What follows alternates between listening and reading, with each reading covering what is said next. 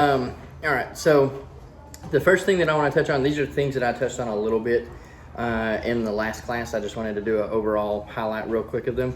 The first one is family finance, 1 Timothy 5:8. But if any provide not for his own, and specially for those of his own house, he hath denied the faith and is worse than an infidel. So a couple of things that go into that is Jeremy has one as well. We call it an In Case I Die journal.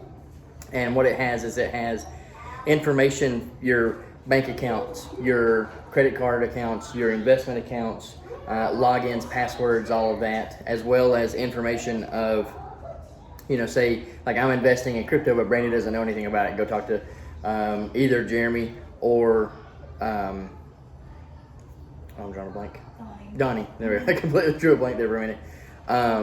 And if it's real estate, go talk to Brother David or Brother Jeremy or something like that. So that, because they're involved in those things as well. So it doesn't necessarily have to be something that she has to do on her own or learn on her own. It's something that she can go speak to someone else about that knows about that information or knows information about that topic.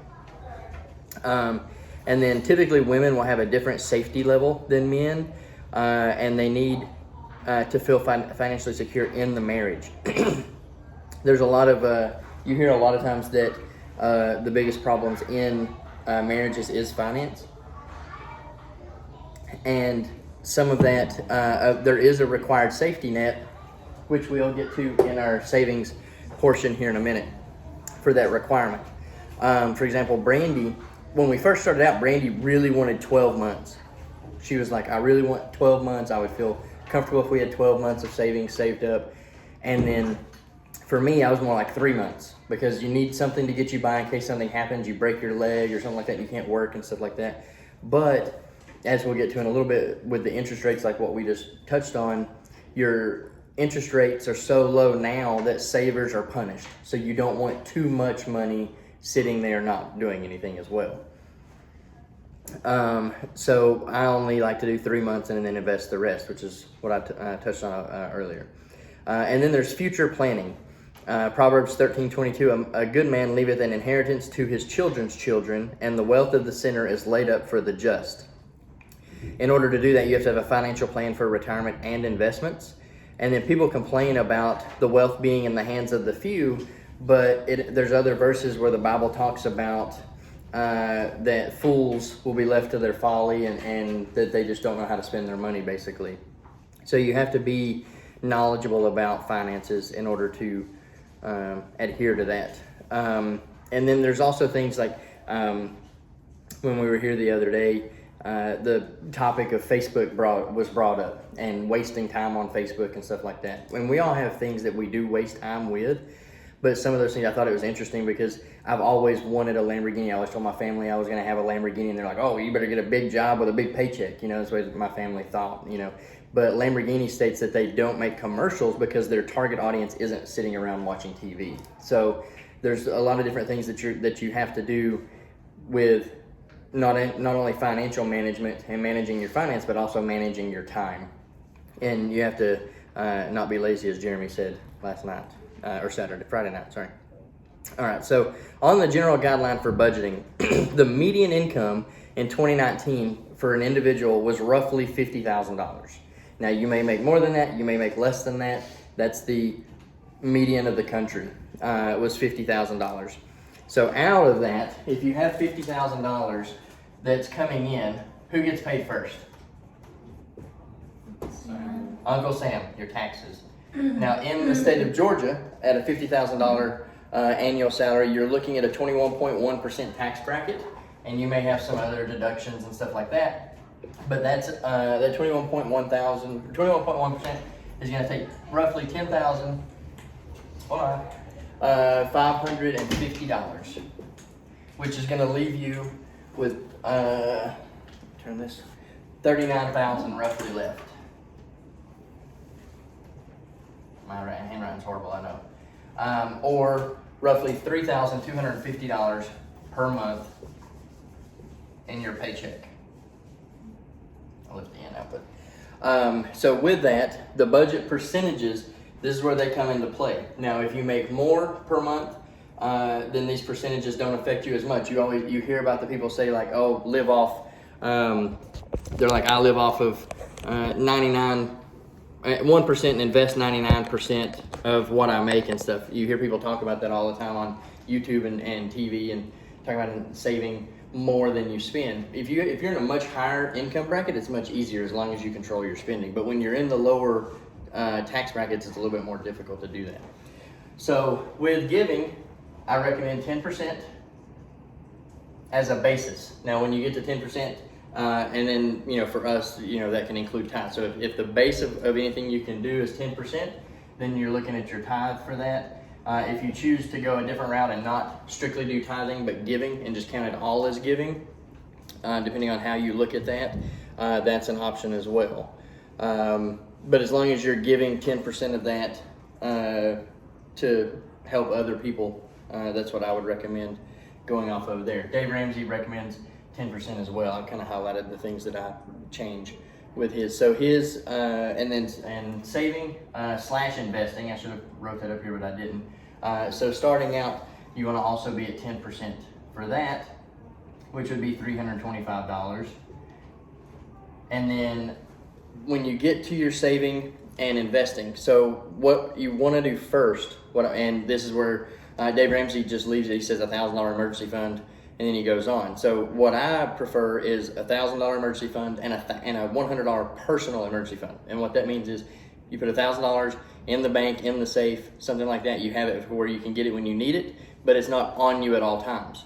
But if you're driving down the road and you have a blowout or something on the road, or something happens on a short trip or something, that $1,000 isn't with you, so it may not help you right away. So I recommend having $100 on you at all times. But you have to be pertinent not to spend it. You can't just be like, oh, I got $100 in my pocket, let me just go, I gotta buy a stick of gum or whatever. It's not for that. You have to be reasonable in it and not use it for anything other than emergencies.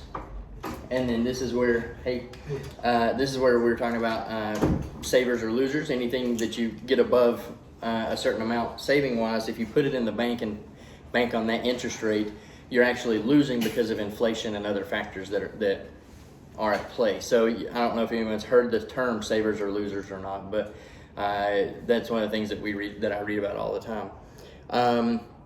Then when it comes to your investing and saving, anybody that works for an employer that offers a 401k or like a federal job or military that has the TSP, this can be that percentage. And there's two different things. One option is if you do a standard, then it's tax favored. Right now, you don't pay taxes on that money when you put it in, but you pay taxes on it when it's taken out. So at retirement, you would pay taxes on that money. Then there's a Roth where it's not tax favored now. You still pay your taxes on it now, but you invest it, and then the growth is free. So when you're retirement and you're taking money out, then it's free. And there's a whole discussion about that we can cover that talks about taxes, and do you expect them to be higher when you're older, when you're retired? Do you expect to make more than you do now? And if so, then you need to go the Roth route. If not, then you go the standard route if you need the tax breaks now, and it all varies on that. And then the TSP, just because I had the TSP when I was active, I know Caleb does, and a few, I guess officers still have it, right? Yeah, okay. So the 401k when I worked at Merrill Lynch was pretty cut and dry. Basically, you chose a percentage you wanted to put in.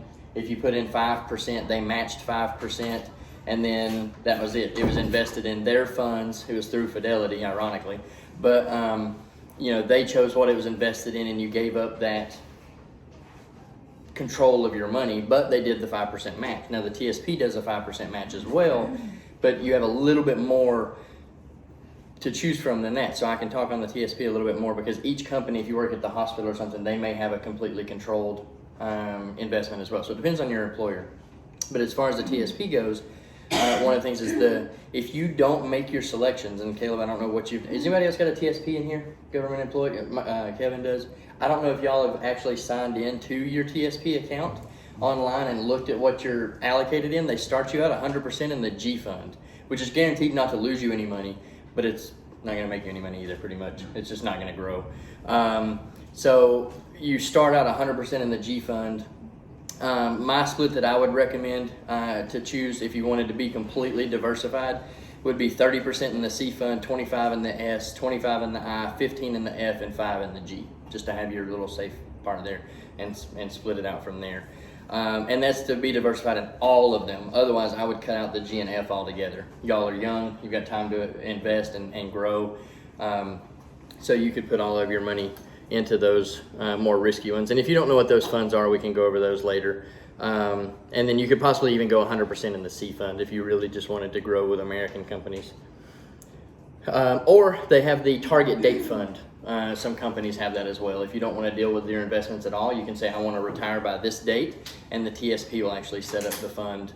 It's called a target date, where it'll invest and it'll alter those investments as time goes by until your age of retirement. Food, and food is a big one, 10 to 15%. And that can be, like I said, on a lower budget, or depending on your dietary guidelines, it can be a little bit difficult to stick within, but it's also very important, so you don't want to shortchange yourself by eating a bunch of crappy food all the time. And that applies to groceries and restaurants. Utilities, or housing, sorry. Huh? We came in late. Is this monthly? Is this?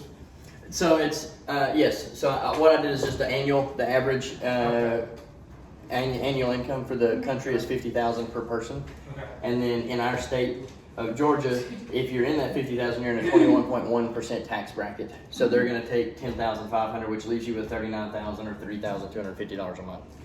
Gotcha. And then you may make more or less than that. Obviously, married households, you have to bring both incomes together, and then the numbers would play out off of that. So housing at 25%, and this goes into the mortgage side of things too, when people were asking me about buying. But on this would be $812.50 a month. And this kind of gets into where Dave's insurance thing, he has all of his stuff down in insurance, but if it's a house, then your mortgage insurance to me is included in that. It's not in its separate insurance category, but that includes mortgage, taxes, and insurance, as well as repairs and maintenance. I would say that it'd be pretty tough at this point to buy even without the housing market being ridiculous, though, it'd be pretty tough to buy a decent house for $800 and something a month. It wasn't Yeah. Now, when Brandy and I first got married, our rent was $660 a month, and our first house, our mortgage was $715. But in today's market, it is hard to do that. So there is complications, and you can, and that's one of the things I want to touch on at the end, is you can rob from each of these categories if you don't use as much in each one and kind of play around with it. This is just kind of your standard guideline. Utilities, 5 to 10%. And some of this, again, like with the water department, like their base, if you live in the city of St. Mary's anyways, your trash is included and all that. So you're not getting your water bill too awful low unless you just don't use it at all. But even then, it's still going to be like, I don't know, $40-$50 a month. Transportation. On the transportation side, this includes the loan or lease of your vehicle, the fuel that you're going to spend, upkeep, insurance, repair, and depreciation. One of the things that people don't talk about when they talk about budgeting for finances is they don't talk about the depreciation of the vehicle, which isn't necessarily a dollar amount that you see, but it's something you need to look into when you buy your vehicle. And then health at 5%. And health, when I talk about health, I'm not talking about health insurance. I'm talking about your gym membership, your vitamins and supplements that you may buy, and extra stuff like that. And then insurance is 10 to 25%. And this includes your health insurance, your life insurance, if you have a valuable personal property insurance on something, your umbrella policy, if you have extra insurance to cover liabilities. And then the RPSM is recreational, personal spending, and miscellaneous is 5 to 10%.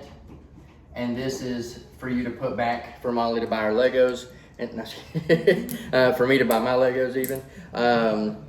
But you can use a separate bank account for it. But obviously, if you have that split up and you have a Christmas fund and you have a birthday fund and you have a vacation fund and you have all these different things that you want the money to go to, it gets a little bit difficult having multiple bank accounts. So what I did is I set up a separate high yield savings account, and then I put all the money into that, but I had a ledger that says, okay, I put $100 into this, $10 goes to this, $10 goes to that, and $10 goes to this, and you just have that on your computer, you know, like in a Google Doc form, to put how much goes to which account. And I just realized I didn't put those dollar amounts down there.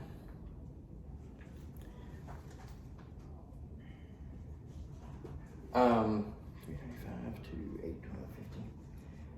So as you can see on these numbers, as Kevin pointed out as well, it's really hard to stick into some of these budgets, and that comes in also to the differences between the age groups. And I really thought kind of hard about the difference in the age groups, about what one age group is going to do versus another one. And I thought about our class, and really the only thing that you've got is either single and married with no children. I kind of grouped them together because there's really no difference a lot to me. I know married couples want to spend all their time with each other, but you don't have that requirement of a child to take care of at that point. And married with children. So the only real difference that I could think of, aside from each person's individual circumstance, is if you're single or married with no children, you want to focus more on saving and investing so that you can buy that house. And because a house, by buying a house, if you're looking at a house with zero money down, like a VA loan, then you're not going to get that payment down.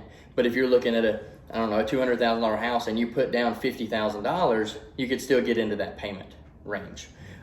So if you spend more time on saving and investing now, and then also having a side hustle to grow your income, to add in more money. So if your base salary isn't $50,000 a year, maybe you're only at $40,000 a year, but you can create a side hustle of some way to make that extra $10,000 a year. Now you're up into that same category. Through creating a side hustle too, you have tax advantages that would be a whole nother discussion. So with buying cars, one of the things there is, obviously each person may or may not have a car payment. But if you do have a car payment, then based on the pricing of cars nowadays, I would say there's a good likelihood that your car payment alone is above $325. If you buy a newer car and you want the amenities or a truck and something like that. So it's a little bit difficult to get under that $325, again, without putting any money down. So when you get into transportation, if you have a car loan or something, you want to try to pay that down as much as possible, because if you eliminate the payment out of it, then you're only talking about your maintenance, your upkeep, and your insurance, and your fuel. And so if you drive a lot, then that's a factor as well. So when I used to drive to Jacksonville to Jacksonville to Merrill Lynch every day for work, I was spending $100 a week in gas alone. So if you do a lot of driving, then that's gonna go out the window as well. So if you're in a situation where your transportation cost, say, is instead of $325, it's $480, well then maybe you got to say, okay, well, where can we cut out? Are we only using 5% of our utilities? Well, then this extra amount of money here can come down to your transportation and add into it. So it is a basic guideline, but it's really hard to stick to it in all cases. However, this needs to add up to 100% of your income. You can't be spending 110% of your income because you're putting it on credit cards and stuff like that and expect to get anywhere. You have to stay within these parameters. And that's why some of these 5 to 10%, 10 to 25, 5 to 10, if you don't have health insurance, if your employer sponsors health insurance for you, or you're in the Navy and you don't have that health insurance cost, then you need to be on this lower end of 10%. I mentioned a couple of different policies earlier. I think my umbrella policy is something like $50 a year. My valuable personal property insurance is $50 a year. My umbrella policy is $300 a year. So it's like $350 to cover those things. And some of y'all may not even have those. But then my life insurance, we use, Brandy and I use whole life versus term, but our whole life policy puts us into this category here as well. So we're within this $325 a person, because I think it's like $250 a month for our life insurance policy. So if you split out the remainder. Sorry, guys. No, you're fine. Hey, y'all know Denzel? Oh, you know Denzel. This is Tyrell, and this is Denzel making a dramatic entrance. How's it going? They wanted to be in the young people class because all the old movies smelled like mothballs, I guess. I don't know. That's what that's means. Wow.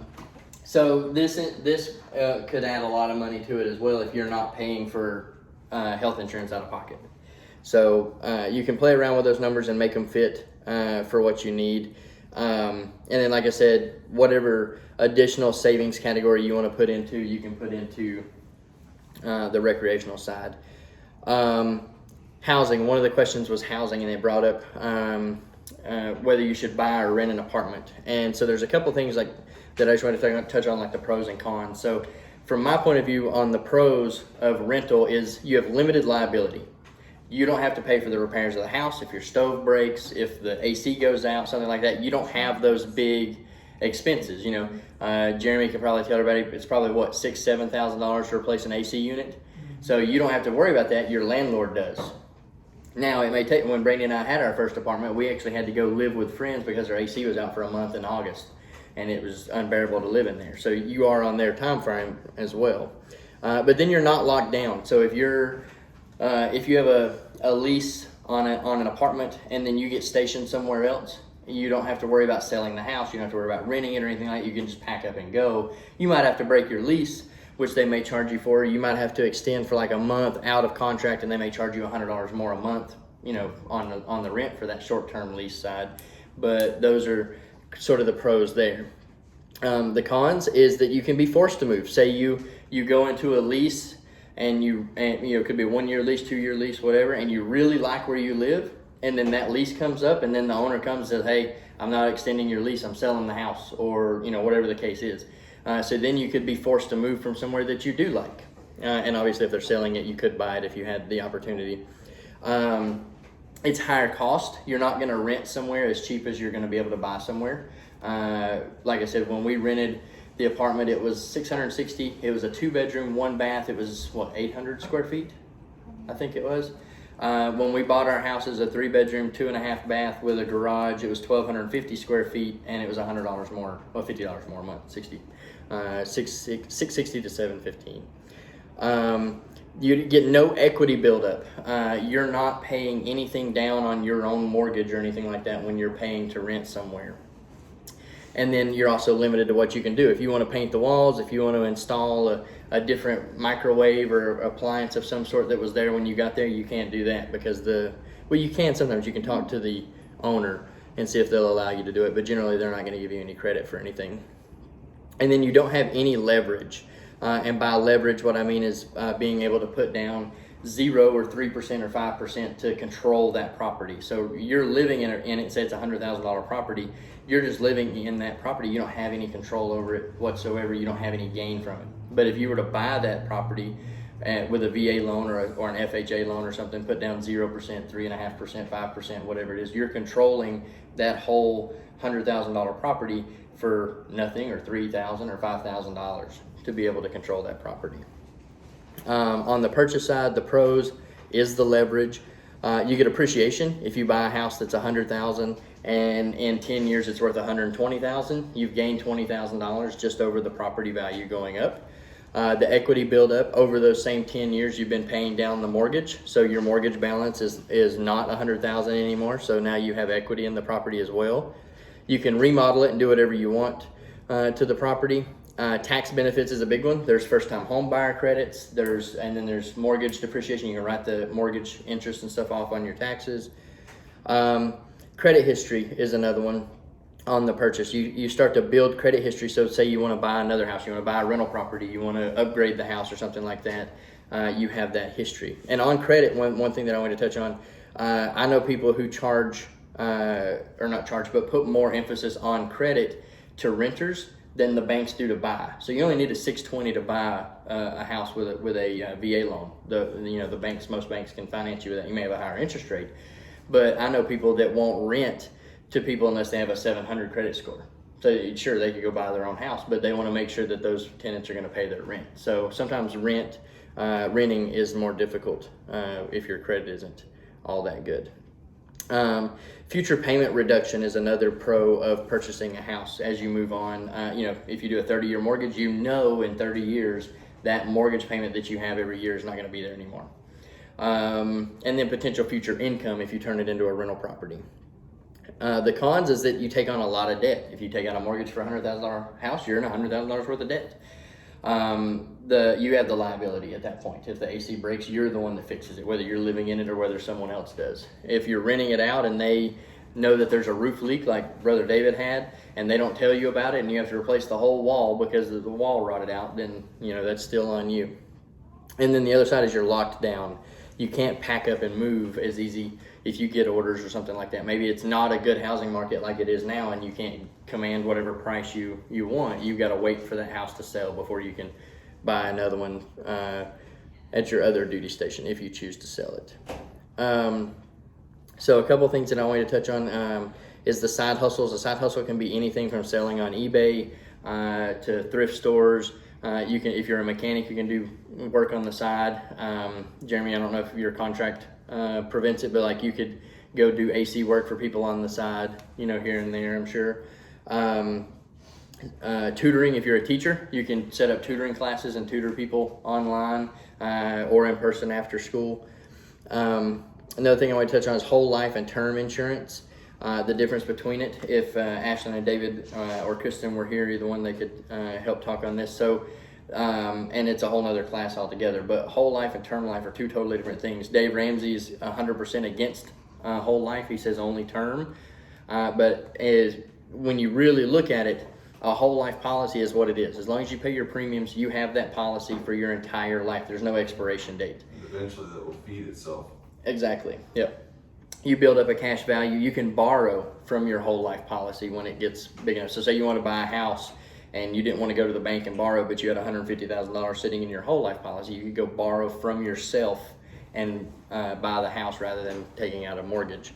With the term insurance, there is it's why it's called term. You got 20 years, you got 30 years. And in the case of Kristen and Ashlyn's mother-in-law now, I think, was it their mother or mother-in-law? Or grandma, their grandma, she was like, gosh, I hope I die before I turn 93 because my term policy expires. And so it's like, why do you want to be hoping to die because your life insurance expires? So you don't want to have those things to deal with. And then one thing I wanted to touch on is the whole point of finance, managing everything, is to have a better life. So one of the things that I wanted to touch on, and this is a big number and it's kind of scary to anybody, but the financial independence number, if you follow what the majority of everybody says, is for a $50,000 a year income anyways, is $1.5 million. If you want to be financially free and independent and you want to live your life the way you want, you don't want to work anymore, you want to travel and you want to do what you would throughout the year, you still have to stay under $50,000 a year. You can't go spend $100,000 a year and still stick to this, but you would have to have $1.5 million invested at returning you 8% a year. And then that would allow you to draw out 4% of that every year. So you have a continued growth, but then you also have money that you can spend. Now, some people don't have to have that number exactly. It depends on how you structure it. If you're completely in the stock market, then that's the return that you need. If you have rental properties and they're cash flowing you rent every year, or every month, then you could live off of that as well. So that would be like the peak. Like if you wanted to be financially free and you wanted to follow that rule, then that's what you would be looking at to do. You'd have to save up and invest to that point to be able to completely live financially free. So we have a little bit of extra time. I tried to keep it as broad as possible because I can dive into a lot of these categories and a lot of these things. Oh, I didn't touch on stock investing yet, but each person is different. Each family is different because your numbers, like I said, your numbers may not match this exactly, and you may have more emphasis on one thing or another, and everybody's circumstances and their goals may be different. So as you look at these numbers, you can tweak it for your scenario. The only other thing that I wanted to touch on is for the saving and investing, the 10% and the emergency fund. When you start out with that, let's say it is $325 that you have, that $1,000 emergency fund is going to come in a little over 3 months. So if you started from zero, and so if you start from zero, you save $325 for 3 months. Your fourth month would get you your full $1,000 and your $100 cash to keep on your person. From that point forward, all of that needs to go toward any debt that you have. And when we did it, we picked a percentage rate. I picked 5%. Anything above, now Dave Ramsey will tell you to do the snowball method. Sue Jordan, I believe, says the snowball method as well, where you take all of your debts and you list them with the monthly payment from greatest to largest, and then you focus on that. My method is a little bit different. That's a good station to go with, but I focus on anything above 5% first, and then let everything else kind of dwindle, unless it's a very small amount. So if it's $500, then go ahead and knock it out, and save that monthly payment. So it's a little bit more stringent when you actually look at your budget versus what, Dave's plan makes it seem, because you can go and throw your snowball list out there and have all of your debts listed, but then say you have a credit card for $3,000, you have a bank loan for $5,000, you have a car loan for $10,000, and you list everything out. Well, what if you get a tax refund and it's $7,000? What do you do with that money? If you follow his method, you pay off the credit card and the bank loan and you leave the car alone. But what if the car loan would save up enough monthly payment to accelerate everything else much faster? So it's, there's a lot of things that you want to look at with that, or save you a lot more interest in the long run either way, because you wouldn't be able to pay the car loan off at $10,000. But so there are situations where maybe you do a lump sum payment to a larger debt that's down the list or something like that to pay it off. And then with the stocks, aside from the TSP and the 401k that I was talking about, stock investing has a whole, we could spend a whole nother class on stock investing as well. There's different ways. If you don't want to spend a lot of time with it, you can simply buy an ETF. You can buy the SPY, you can buy the S&P 500, you can buy the NASDAQ and stuff like that. Vanguard has a whole plethora of different ETFs that you could buy into, and you can set up maybe like an M1 account and just put $100 a month or $200 a month, whatever number you choose into that account, and it'll split it across your pie of all the things that you want to invest in. If you want to be more hands-on, you can buy individual stocks. Like say you're like, well, I like Apple, and I can buy a share every month, at $140. So I'll just buy a share of Apple every month, and there's also platforms now that you can do dollar investing instead. So say I want to put $100 into Apple instead. My UPMA that I have for Elijah, I put investments in $10 increments toward everything, unless I can buy a full share for like $14 or $15, and I buy a full share. But other than that, it's $10 increments with every investment that I make for him. But then there's a way, who likes shopping and who likes getting a discount? Okay, so that's my way of that I really prefer to invest in stocks. It has to be in 100 stock increments, and it gets a little bit more complex, and that's why I said we have a whole nother class on that. So if you have any questions about it, just ask me later. But you can buy stocks on discount cheaper than what everybody else in the market is, and that doesn't seem logical. You can buy a house that's worth $200,000. If it needs fixed up or something, you can buy it for $100,000, put some money in it, and have equity right away. Well, you can do the same thing with stocks. If you've got a stock that's trading at, we'll say $20, the stock's trading at $20 a share right now. To buy 100 shares, you would need $2,000. So if Caleb says, okay, I want to own this stock, I'm going to go buy this stock, I want to buy 100 shares at $20, so I want to invest $2,000. I say, you know what, I like that stock. It's a good idea. Thanks for telling me about that stock. However, I'm going to sell a put on the stock at $18, which would be the same collateral lockup of $1,800, which I'm already getting it cheaper than him, but I say I'm going to give it a week. I'm going to buy this stock in a week at $18 if it drops to that. But what I've done is I sold a put, so someone paid me, let's say 50 cents per contract for that. So now my actual cost, if I put the shares, is only $17.50. Now I know this is very difficult to really understand. I'm trying to make it simple, but you'd really have to get into stocks to understand it. So, and I could then say he's happy with it at $20. I'm at $17.50 now if I put the shares. So now I own the shares at a discount from him, and then say he is just a normal stock investor and he's like, well, I'm just gonna hold the stock and let it go. But I'm like, okay, well, I want weekly income off of this stock, and some of them are monthly, but I like weekly ones. So what I can do then is I can turn around and sell calls on the stock as well, saying I'm giving Tyler wants to buy the stock at $20. So I sell him a call at $20 on the stock. So he pays me, we'll say another 50 cents for the right to buy my shares at $20 a share. If they hit $20 a share, I have to give him my shares, but I pocket the money. So I bought them at 18. My growth to 20 is $2 a share. I made $200 on the stock, not counting the 50 cents per share that I got for selling the put, and not counting the 50 cents that I got for selling the call. So that, like I said, it's a lot more complex than that, but I just wanted to throw that out there so that y'all would know that there is a way to buy stocks at a discount in comparison to paying the retail price for them. And it can get as complex or as easy as you want with stocks. You can simply buy stocks and hold them. You can simply invest in ETFs, or you can get into like what I do with buying puts and selling puts and calls and all that, trading the derivatives of the stocks.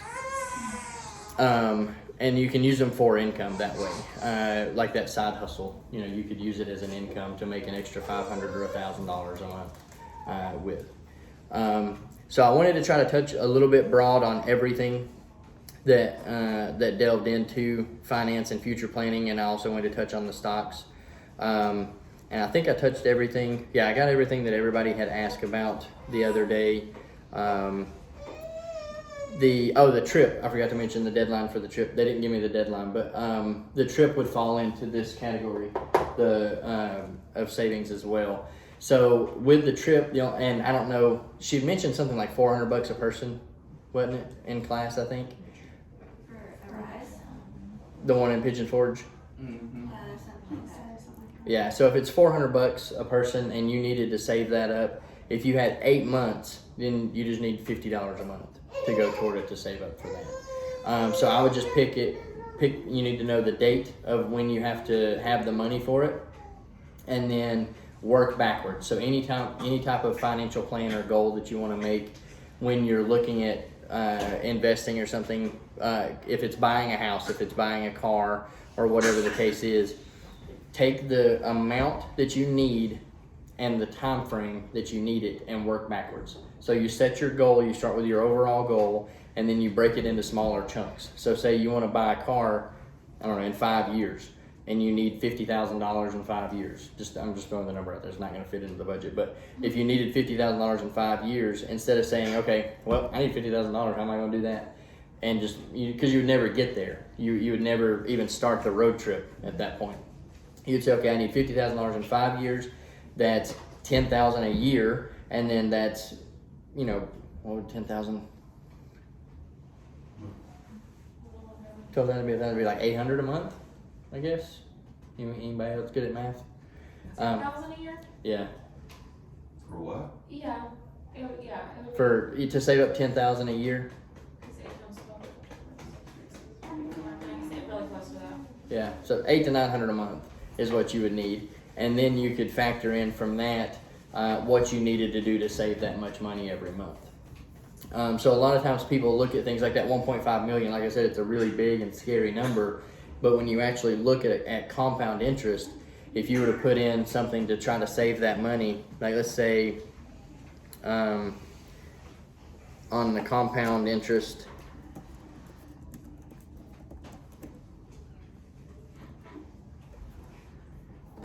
if you invested, somebody give me a number of what you think you would need to invest a year, or a month, sorry, to get to that amount in, say, 40 years.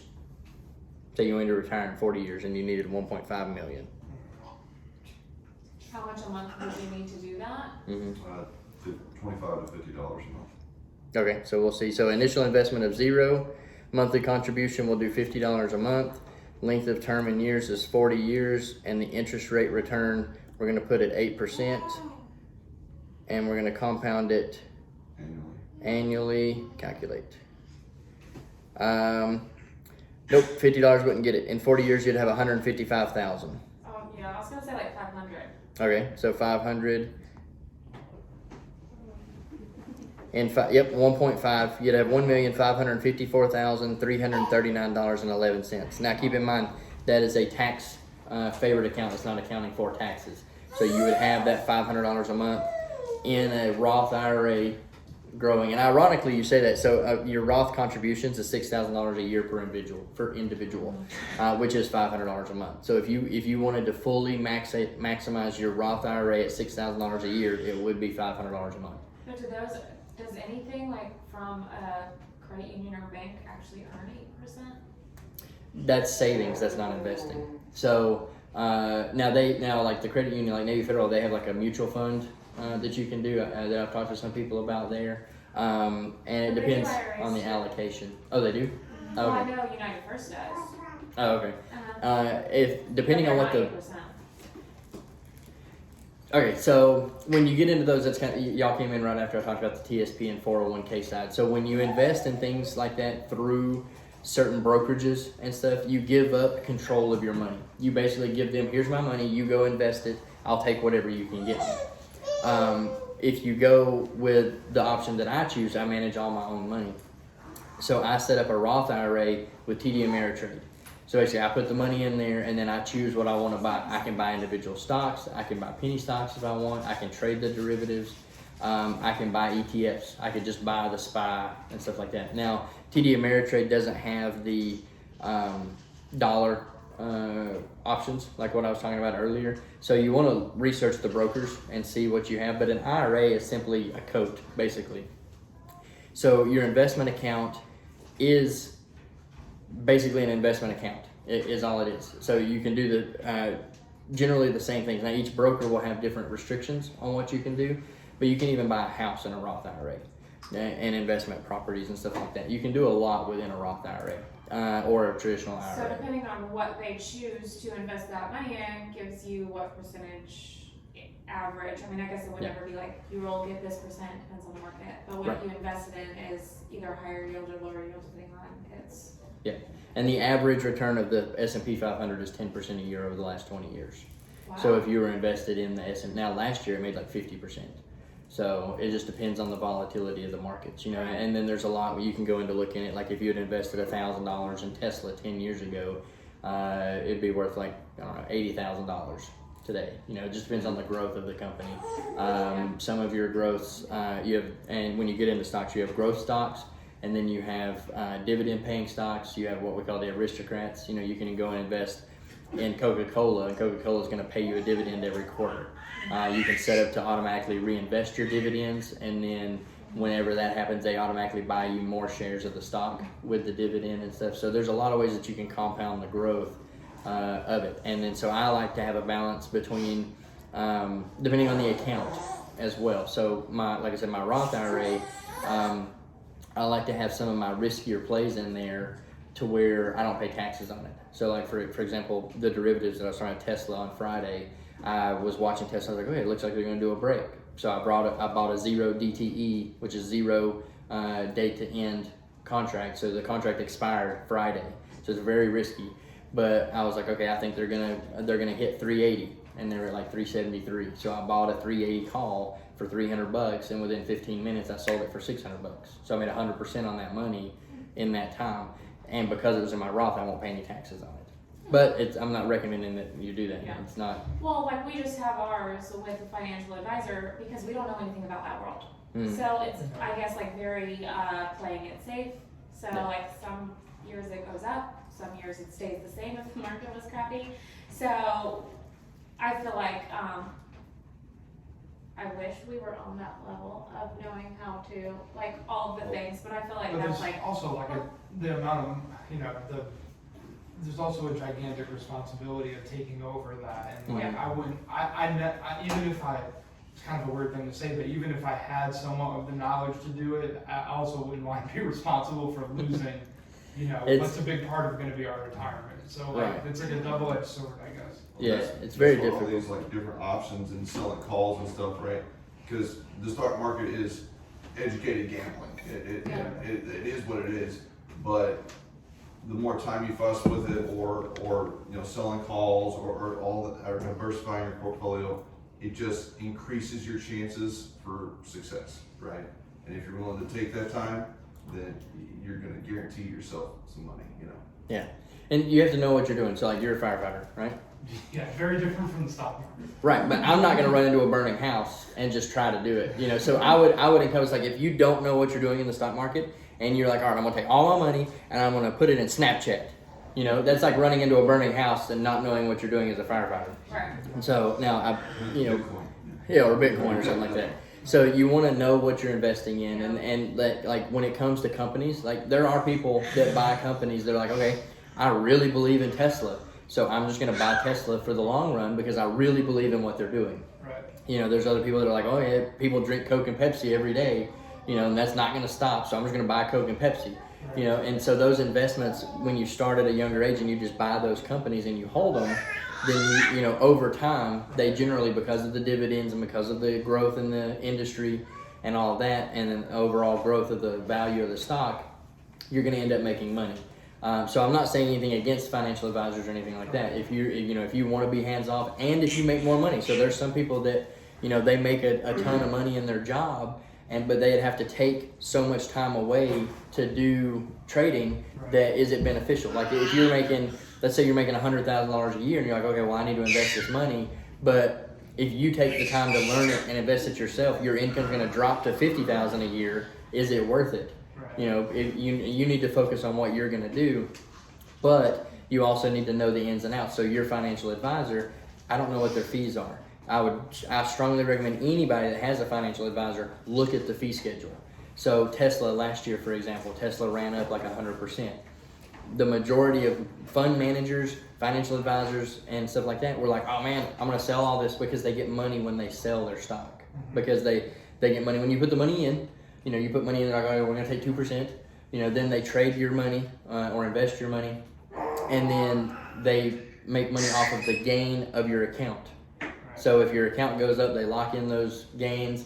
They take a fee based off of that. Then they take an annual fee for just managing your money. So there's fees everywhere when it comes to financial advisors, mutual funds, managers, and stuff like that. So you want to be careful of what you're paying. A mutual fund, like an S&P 500 mutual fund, I don't know right off the top of my head, but it might be 0.25% a year to just put the money in there and let it ride. Right. And you can do that with like M1 Finance as well.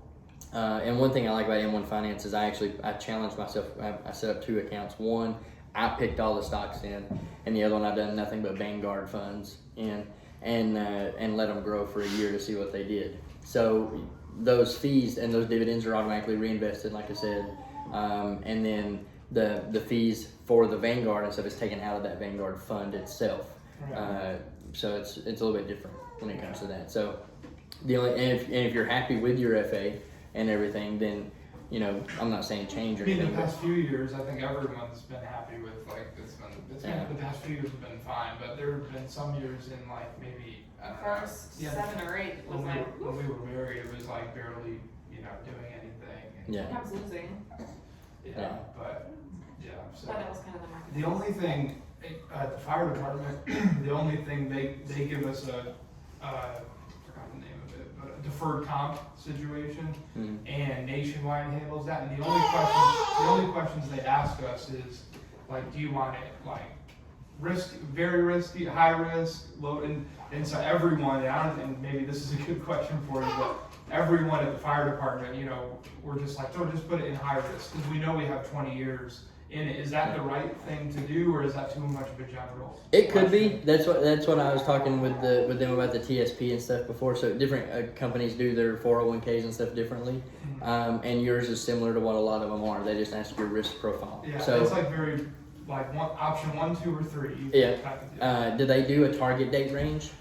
I think they do based on our retirement date Okay, on yeah. the fire department. Yeah. So and that's what I was saying with them with the TSP. I would recommend a balance of either the like 100% in the C fund, which is in the TSP is the S&P 500 basically, or a balance of like some smaller cap businesses and stuff like that. That's still more risky, but you have time. So I depending on your age. Now, once you get to like 45, 50 years old, you want to go to a middle grade probably, because you don't have as much time to make things up. And that's one of the things. So when we get to it, so everybody knows about the stock crash in 2008, right? or 2000. Sorry, not 2000. That was the housing crash. 2003, I believe it was when the big stock crash happened last. My family included, I was in high school, and my family, like all my aunts and uncles, were freaking out because they had lost 80% of their portfolio, you know, in the stock crash. And so one of the things about it, once you do start learning in it and learning what to do, so you invested in that fund, you're in the TSP, you can't go cash. You can't do anything with that money. It's invested. Whatever the market roller coaster does is what it does. An individual investor like myself, if I see something coming, I can be like, okay, I think this is gonna happen. Let me go cash. You know, like I just did this, Wednesday? I think Wednesday or Thursday. I was like, I'm closing all my positions because I didn't know what the market was gonna have with CPI data and all that. So I closed all my positions, and then I re-entered a few of them on Friday. So I have the ability to do that where y'all don't. So that's one of the drawbacks of being invested with someone else. Now you might be able to call them and say, hey, take my account to cash in the case of your FA, but with the fire department and with the TSP, they're not going to do that. Yeah. So, and then there's ways to make money in the crashes as well. So when the crash happened in March of last year, I was invested in the right things at that time, and you know, I made hundreds, if not thousands of % return when the crash happened while everybody else was losing money. So having the knowledge into it really can help a lot. It's probably Got 5 minutes. probably a question that needs a long answer, but where do you recommend someone go to learn this stuff? Like, just I mean, I would don't say- know anything. I'm interested in learning. I would say YouTube, but you have to be careful what you learn. So there's like these YouTube gurus out there, like you'll go watch a video and they have a Lamborghini in the back and they're like, you know, I made all this on $1,000 investment or whatever, you know. Yeah. It can happen, you know, some people can do that, but you don't want to be buying risky out of the money calls all the time and stuff like that. Like what I was talking about selling calls earlier, that lowered my cost basis on a stock I wanted to own anyways. Right. So because stocks have expiration dates, my Tesla one could have went backwards. If Tesla had dropped hard the other way, I'd have lost my whole $300. You know, so there is a lot of risk associated with it, and every investor has their own mentality. They have their own reasoning for what they want to invest in. They have their own goal for what they want to do with it. So you really got to determine that first. But there's tons of free information on YouTube Seems about like it. it's a full-time job. Like, I feel like It can be. Yeah. Yeah. So I mean, you can ask Randy. I spend a lot of my time watching YouTube videos about the stock market, and I've paid mentors and stuff to teach me stuff as well. And then I'm always looking like on Sundays when I go home, I look through hundreds of stocks to see like what's next week looking like. Right. You know, so it can be a full-time job. I spend a couple hours a day doing it, but you could spend a full-time job doing it if you wanted. So, is there any other? We got 4 minutes.